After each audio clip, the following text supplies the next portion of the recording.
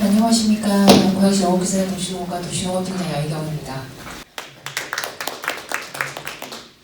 제가 농업기술센터는 한 25년 정도 근무를 했는데 제가 사실 치유농업 업무, 제가 하는 업무 중에 가장 복잡하고 가장 어렵습니다. 이게 농업을 기반으로 하지만 농업에 끝나지 않기 때문에 하면 할수록 어려운 문제가 있고요. 또 저희가 저희 의지만으로 풀 수 없는 게 너무 많은 게 저는 사실 하면서 되게 안타까운 부분들이 많습니다. 그래서 여기 오신 분들이 제가 보기엔 굉장히 다양한 분야에서들 오셨고 치유농업에 관심이 많으신 분들이 오신 것 같아서 여러분들이 다양한 분야에서 서로 노력해 주시면 저희 고양시 치유농업이 좀 더 이제부터 시작이지만 좀 더 발전할 수 있지 않을까 하는 생각이 듭니다. 잘 부탁 앞으로 드리겠습니다. 그래서 저도 되게 쉽게 그냥 치유농업에 대해서 개념 정리를 해왔는데요. 저는 이거는 넘어가도록 하겠습니다. 선생님 다 하셨기 때문에. 저는 제가 처음 와서 치료와 치유 굉장히 쉽게 생각했습니다. 치료가 치유지 않을까? 치유는 치료지 않을까? 이렇게 생각했는데 치료는 문제점이 있는 거를 그냥 약을 줘서 해결한다 이렇게 생각하시면 병원 가면 하는 게 치료잖아요. 근데 그거보다 굉장히 복잡하고 한 단계 업그레이드 되어 있는 게 치료라고 생각합니다. 치료는 사실 객관적인 데이터가 딱 거의 나오잖아요. 병원 가면. 하지만 치유는 사실 나의 스트레스 정도는 사람마다 다르고 나의 문제점은 사람마다 다른데 그거를 개선하는 문제도 사람마다 다르기 때문에 훨씬 더 복잡하다고 저는 이해를 지금까지는 하고 있습니다. 그리고 저도 제가 이 치유농업, 저 사실 도시농업팀이지만 사실 저희가 지금 도시농업보다는 치유농업에 앞으로 좀 더 치중되고 있는 건 사실입니다. 그래서 도시농업과 치유농업이 뭐가 다를까 굉장히 생각도 많이 하고 고민도 많이 하고 그리고 저희가 이제까지 사실 저는 이제 제가 농업기술센터에 왔으니까 이제 진흥청에서나 기술원에서나 이런 사업을 내려줄 때 이제까지는 도시농업과 치유농업을 사실 구분해서 주지 않았어요. 근데 저희가 이제 내년 사업을 할 때부터는 진흥청이나 기술원 쪽에서 지침이 도시농업과 치유농업을 분리해라. 확연히 분리를 해서 사업을 추진했으면 좋겠다. 이런 얘기를 하셨거든요. 이게 지금 아직 혼재되어 있습니다. 이게 넘어가는 단계인데 사실 좀 이게 너무 이렇게 구분 없이 혼재되어 있는 문제점들이 좀 있어서 그거를 조금 저희가 앞으로도 여러분과 이제 여러 가지나 사업을 추진함에 있어서 좀 더 구분해 가야 되는 게 앞으로의 과제 중에 하나라고 생각을 합니다. 자, 그러면 저는 고양시 치유농업 현황하고 추진 계획에 대해서 조금 더 길게 말씀을 드리도록 하겠습니다. 저희 연역은 사실 제가 다른 치유농업 연역에 대해서 설명을 해왔고요. 다 써왔는데 제가 2013, 14, 15년도에 다른 직원으로 제가 생활개선팀에 있을 때 원예 치료 프로그램을 제가 어린이집, 장애인 시설에 가서 한 적이 있습니다. 그게 지금 생각해보면 일종의 치유농업의 시작이 아니었나 하는 생각이 들고요. 그때도 장애인 아이들이 굉장히 그 집중력이 시간이 길지 않는데 이 원예 프로그램을 할 때만큼은 30분씩 앉아서 하고 이런다고 선생님들이 그때 하셨던 말씀이 기억이 나거든요. 그래서 그게 치유농업의 시작이지 않았나. 고양시가 사실은 지금 이게 치유농업이란 명명 이름이 지어져서 이게 떠서 그렇지 사실은 고양시는 예전부터 하고 있었다는 생각이 듭니다. 그리고 저희가 21년에 제도 마련이 되고 지금 내년에 저희 목표는 일단 뒤에 가서 다시 말씀을 드리도록 하겠습니다. 저희는 현재 농촌 치유농장을 계속 19년부터 계속 육성해서 현재 5개소를 인증받고 있는 농장들을 갖고 있고요. 앞으로 이걸 조금 더 확대할 예정이고 치유농업 농장 물론 인증제가 되면 고양시도 확대할 수 있도록 추진할 계획입니다. 저희 2023년도 사업 추진 현황을 간단히 말씀드리겠습니다. 저희 23년도에는 학교 취급과 조성 및 운영 사업을 냉천초등학교 등 5개소 추진을 했고요. 유관기관 연계 치유 프로그램을 3개소 했습니다. 유관기관은 주로 아루다 사회적 협동조합, 저소득층 아이들이나 발지적 장애 아이들을 대상으로 하는 프로그램을 좀 추진을 했고요. 그리고 가치의 고양시 중앙활동센터 발달장애 아들 대상으로 추진했습니다. 그리고 일산 레인보우 노인복지센터 인지 3에서 6등급 치매 어르신들 대상으로 프로그램을 진행했습니다. 그리고 치유농업 활용 복지화 지원 사업으로 늘푸른 실버타운 등 2개소를 추진했습니다.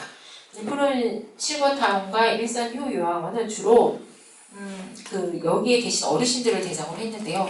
특히 이 사업에서는 저희가 그 프로그램 전후에서 그런 객관적인 데이터를 조금 도출을 했습니다. 사실 치유농업이 아까 대표님 말씀하셨듯이 우리나라는 객관적 데이터를 굉장히 중요시합니다. 네덜란드는 복지에서 시작했기 때문에 이게 효과가 있다고 생각하고 시작을 했기 때문에 그런 의학적 데이터나 객관적 데이터를 요구하지 않는다고 저는 들었는데 저희 나라는 저희가 치유농업에 대해서 확산을 하려고 들면 어떤 효과가 있어요? 객관적 데이터는 뭐가 있어요? 이렇게 시작을 합니다. 예산을 편성을 할 때나 뭐 이런 쪽에서 많이 생각을 하시고요.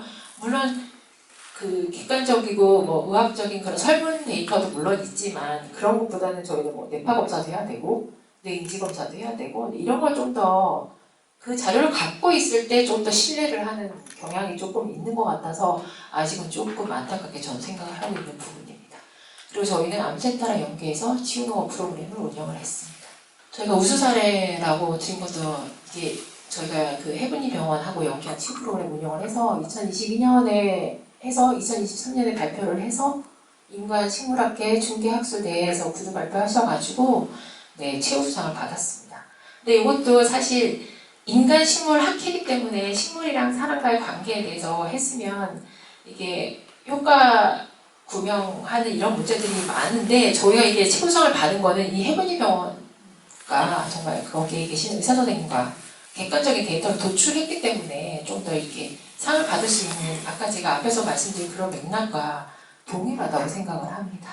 그리고 저희가 암센터와는 MOU 맺어서 지금 한 3년째 계속 치유 프로그램 운영하고 있습니다. 암센터 혹시 가보셨는지 모르겠지만 가보시지 않으셔야 더 좋은 거죠. 거기는 병원이기 때문에 암센터 가보시면 그 앞에 조그만한 그 연못이라고 하긴 좀 그런데 있었습니다. 근데 거기에 저희가 가보시면 이제 가와지 벼를 심어서 거기 정말 면적도 크지 않습니다. 이 가운데 공간 정도밖에 되지 않는데 가와지 벼를 지금 3년째 심었습니다. 근데 사실 이게 넓게 생각하면 이 가와지 벼 하나 심어 놓는 것만으로도 저는 치유농업이라고 생각합니다. 왜냐면 제가 여기를 제가 집이 근처라서 아침 저녁으로 이제 드나들면서 관리를 해봤는데 가서 이제 제가 풀을 뽑고 이러면 항상 그 환자복 입으신 분이 오십니다. 오셔서 얘는 뭐냐, 얘는 품종이 뭐냐, 본인이 어려서 이런 걸 많이 했는데 병원에 와서 이걸 보고 있는 게 너무 행복하다. 그래서 항상 여기 이 정원 옆에 보면 이렇게 앉아 있으실 수 있는 의자가 마련되어 있거든요. 거기 항상 앉아 계십니다, 환자분들이. 요것도 사실은 아까 뭐 프로그램을 하지 않아도 요 자체가 사실은 치유의 개념을 전복할 수 있는 게 아닌가 그런 생각도 합니다.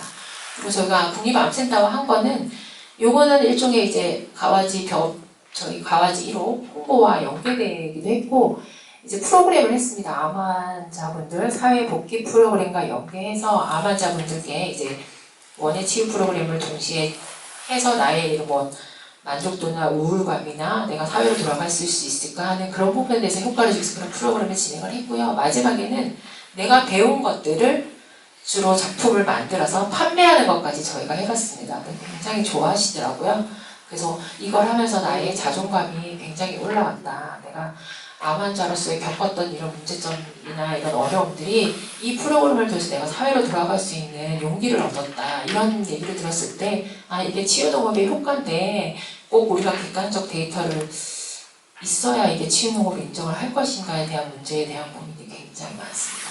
그리고 저희가 또 한 군데는 카프 이용센터입니다. 여기는 알코올 중독 한우 분들 10분 대상으로 한 10회기 정도 추진했습니다. 저희가 이제까지는 대부분 장애인센터, 병원 이런 데랑 협업을 하고 있긴 하지만 사실 치유농업인지 도시농업인지 원예 프로그램인지 사실 명확히 구분을 사실 못하고 있습니다. 그래서 저희가 내년부터는 좀 더 확산을 하고 싶습니다. 아까 대표님 말씀하셨듯이 뭐 학교, 의료기관, 뭐 여러 가지 분야에서 지금 저희의 생각은 확대를 하는 게 저희는 목표입니다. 그래서 일단 학교 위클래스라고 해서 위클래스 학교 가면 그 학교 부적응한 학생들을 대상으로 하는 상담 선생님이 배치되어 있는 경우가 초중고가 지금 전국 70% 정도 위클래스가 있습니다. 그래서 그쪽이랑 지금 연계를 좀 해볼까 하고 학교하고 지금 연락을 계속 하고 있는 상황이고요. 그리고 의료기관과는 지금 협업을 준비하고 있습니다. 일단 동국대랑은 한 번 정도 얘기를 만나서 해봤는데요. 사실 의사 선생님들은 농업에 대해서 굉장히 부정적이십니다. 지금 어렵습니다. 왜냐하면 우울증은 약물로 치료할 수 있다고 생각하시지 이런 치유농업으로 완화시킬 수 있다? 우울증을 좀 감소시킬 수 있다에 대한 부분을 굉장히 부정하십니다. 근데 저희가 일단은 동국대 우울증 센터가 생겼다고 해서 저희가 방문을 해서 지금 요걸 좀 확산할 수 있는 방법을 찾고 있습니다. 이게 잘 되면 네, 저희가 고양시 치유농업 확산에 좀 큰 전환점이 되지 않을까 하는 생각을 합니다. 또 하나는 감정노동자 특수목적 대상 프로그램을 지금 저희가 2개소 정도 개발을 할 생각이고요. 대상자도 좀 확대할 생각입니다.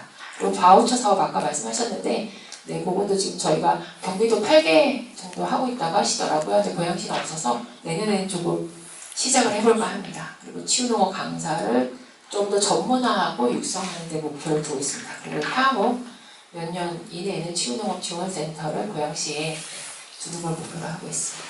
제가 아까 말씀드린 특수목적 대상 맞춤형 치유 프로그램 개발입니다. 물론 진흥청에서 프로그램 개발을 하고 있습니다. 근데 경기도는 조금 특성이 다릅니다. 특히 고양시는 장애인 단지도 많고 장애인도 많고 학생 수도 많고 노인 어르신도 많으십니다. 그리고 농장의 특성도 다 다릅니다. 그래서 저희는 일단 내년 예산이 확정이 됐습니다. 2기가조 정도 해서 딱 굉장히 협소한 대상자를 대상으로 하는 프로그램을 조금 개발을 해보고자 예산을 해서 내년에 2기 과제를 추진할 예정입니다.